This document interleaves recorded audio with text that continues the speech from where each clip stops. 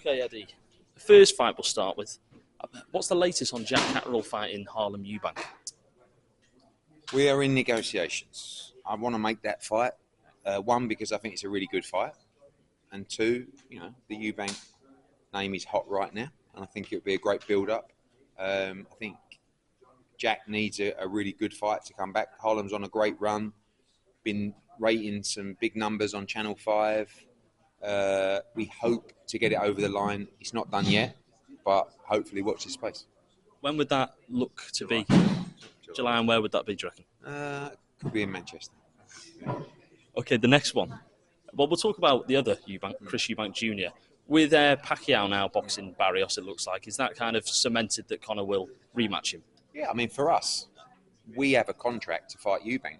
It was a 2-fight deal. I mean, we're not allowed to fight anyone else. So from the minute that was signed, and obviously from the final bell on the 26th, we know we're fighting Eubank again. Now, we've both got separate contracts with the Saudis because that's how the deal works. So, I mean, I'd like to think they said the same because that's what we signed up for.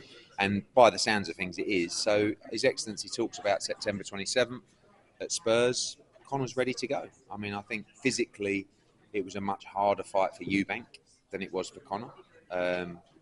Conor's younger. He's probably fresher and he's excited at the moment. Everyone's calling him out.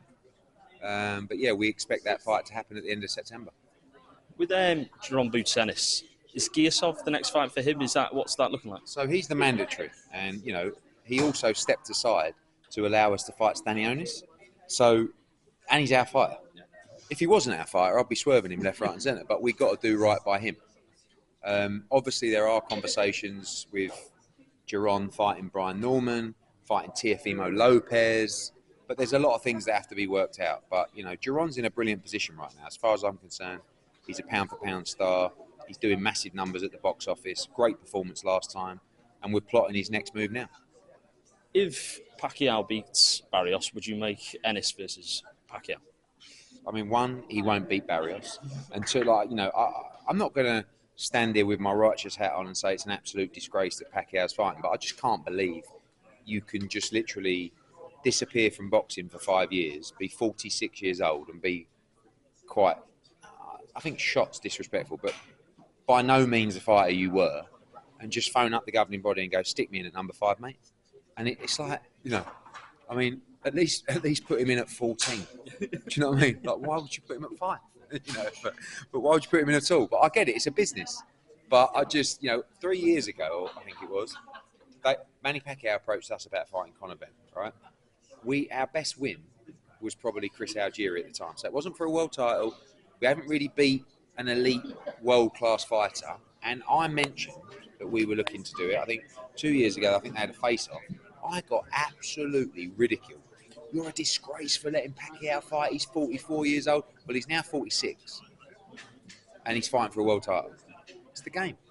Charge it to the game, as they say.